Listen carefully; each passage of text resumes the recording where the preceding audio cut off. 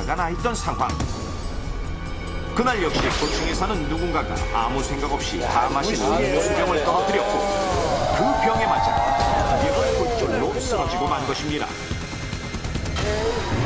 여러분도 한 번쯤 호기심에 혹은 시간에 쫓기거나 귀찮아서 작고 가벼운 물건을 고층에서 던져본 적 있으십니까? 그래, 저러면 이게 설마 위험할까라고 생각하셨겠죠. 놀라운 것은 우리가 소소하게 생각하는 물건에 맞아 사람이 다치거나 사망으로까지 이어질 수 있다는 것. 사람의 머리는 피부층이 얇고 특히 약하고 얇은 두개골 밑에 바로 뇌가 있기 때문에 충격을 받으면 두개골 골절이나 뇌출혈 혹은 뇌진탕 등 치명적인 결과가 일어날 수 있습니다. 이렇게 작고 말랑말랑한 물건을 위험한 무기로 만드는 힘은 바로 가속도입니다. 우리가 무심코 떨어뜨리고 위험하다고 생각지도 않은 작고 가벼운 물건도 높은 곳에서 떨어지면 가속도가 더해지면서 지면에 부딪히는 충격력이 엄청나게 커지는데요. 50g에 불과한 가벼운 물체도 높이 3m에서 떨어지면 원래보다 200배가량 더 커진 무게로 지면에 떨어지게 됩니다. 그렇다면 실제로 물건이 높은 곳에서 떨어질 때 그 파괴력은 어느 정도일까요? 경기도 소방본부의 협조를 받아 실험해 보겠습니다. 먼저 민석이를 쓰러지게 만들었던 열쇠 꾸러미의 경우 무게를 재보니 180g밖에 나가지 않습니다. 이 열쇠를 두께 8mm의 두꺼운 유리 위에 떨어뜨려 보겠습니다.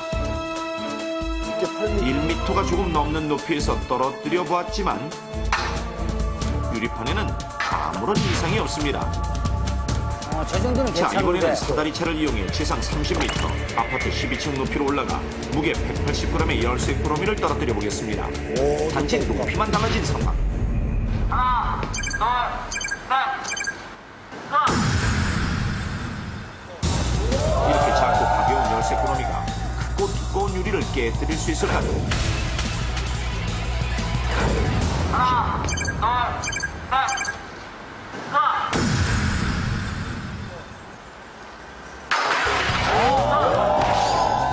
누군가 큰 돌로 내려친 듯 굉음을 내며 순식간에 깨지는 유리판. 가볍다고 귀찮다고 열쇠를 떨어뜨리곤 했던 행동이 얼마나 위험한지 이제 아시겠습니까?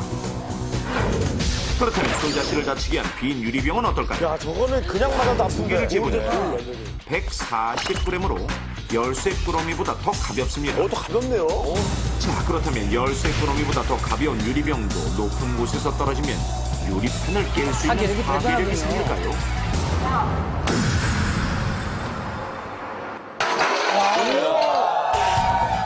놀랍게도 닿는 순간 유리를 가르며 부서지는 유리병. 유리판 역시 한 번에 날카롭게 갈라지더니 힘을 잃고 부서져버리고 맙니다. 자, 사방으로 흩어진 화학폭이 보이시죠? 유리병은 산산주먹이 나면서 그 형체조차 알아볼 수 없는데 만약 사람이 직접 맞았다면 치명적인 손상까지 우려됩니다. 이번에는 학교나 고층건물에서 아이들이 장난삼아 떨어뜨리는 이것. 말랑말랑한 물풍선에도 파괴력이 있을까요? 고층에서 낙하하는 물풍선의 힘을 측정하기 위해 대자동차를 준비하고 차 안에 사람이 있을 경우를 가정해 실험을 준비했습니다. 차의 윗부분, 이 단단한 지붕에 물풍선을 떨어뜨려 볼 텐데요. 무게 1.3kg, 게다가 말랑말랑한 물풍선이 차체에 손상을 주기엔 오히려 보이는데, 더군다나 풍선인데. 자, 이제 30m 상공, 지상 12층 높이에서 물풍선의 위력을 실험해 보겠습니다. 그냥 이렇게 말랑말랑해도 힘이 들어있으니까. 차 안에 있으니까. 예. 오우. 대박, 뭐야? 마치 촉촉 사건한 듯한 진동이 차 안에까지 그대로 느껴질 정도. 폭탄이야, 폭탄. 초고속 카메라로 살펴보면 하얀 물방울이 퍼진 모습이 어마어마한데, 자세히 보면 말랑말랑한 물풍선이 넓게 퍼지면서 퍼지는 동시에 차 지붕 전체에 충격이 가해지는 모습. 가까이에서 보니 더욱 충격적입니다. 마치 커다란 망치로 내려친 듯 움푹 패인 지붕. 풍선에. 이것이 만약 사람의 머리에 맞았다면 진짜 물폭탄이네요. 생명까지 이를 수 있는 상황입니다. 그리고 아파트에 사시는 분들은 베란다에 화분 하나쯤은 키우고 계실 텐데요. 만약 실수로 그쪽에서 화분을 떨어뜨릴 저건 경우 치명적이네요. 사람이 받게 될 충격은 어느 정도일까요? 화분의 무게는 앞서본 물풍선보다도 가벼운 1.2kg. 일반 유리보다 최대 8배 더 큰 충격까지 견딜 수 있다는 강화유리. 자, 아파트 12층 높이에서 그 위에 화분을 떨어뜨려 보겠습니다. 이건 뭐 안 봐도. 하나, 둘, 셋,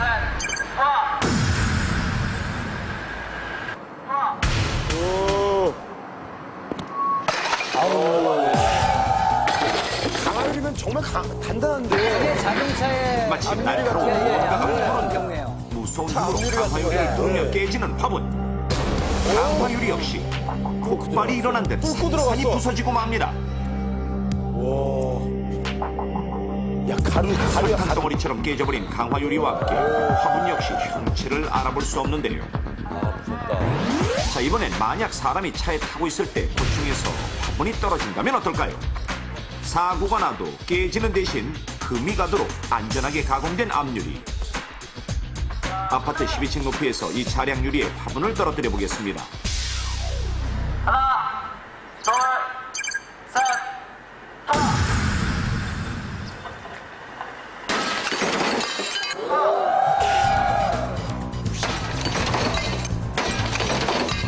화분이 닿는 순간 충격이 최소화되며 운전석으로 휘어지는 앞유리. 고층에서 떨어진 화분의 엄청난 무게를 흡수하는가 싶더니 거미줄처럼 금이 퍼져나가고 놀랍게도 차 안까지 하얀 유리에 파편이 들어오는 모습 보이십니까? 마치 대형 충돌 사고가 생긴 직후처럼 여기저기 널린 유리 파편들. 운전석에 앉은 마네킹은 물론 차량 구석구석에까지 들어온 파편. 만약에 실제였다면 유리 파편이 피부나 안구에 박힐 수 있는 매우 위험한 상황입니다. 이렇게 사람이 직접 물건에 맞지 않아도 2차적인 피해로 인해 언제든 최악의 상황이 일어날 수 있다는 사실. 최근에는 빌딩들이나 아파트들이 고층으로 지어지면서 고층 투척으로 인한 사고가 증가하고 있는데요. 아무리 작은 물건이라도 고층에서 투척하다 보면 가속도가 붙어서 그 지상에 맞는 사람은 두개골 골절이나 실명, 심지어는 사망에 이르기까지 심각한 위험이 초래될 수 있습니다. 호기심이나 장난이라도 절대 고층에서 물건을 투척하면 안 됩니다. 그렇다면 이와 같은 사고를 예방하기 위해서는 어떻게 해야 할까요? 우선 어린이들에게 아무리 작고 부드러운 것이라도 장난으로 떨어뜨리지 않도록 단단히 주의를 주고, 사람은 물론 차량에도 피해가 가지 않도록 베란다 위에는 맞아요. 함부로 저렇게 해야 물건을 돼요. 올려놓지 않도록 합니다. 안전하게. 또한 고층 건물에서는 아무리 가벼운 물건이라도 함부로 던져주지 말고 어우, 깜짝이야. 직접 내려가 전해주는 줄 것이 나도, 안전합니다. 나 깜짝 놀랐어요. 낮은 곳에선 대수롭지 않게 여기던 작고 가벼운 물건들, 높은 곳에선 당신을 위협하는 흉기가 될 수 있습니다.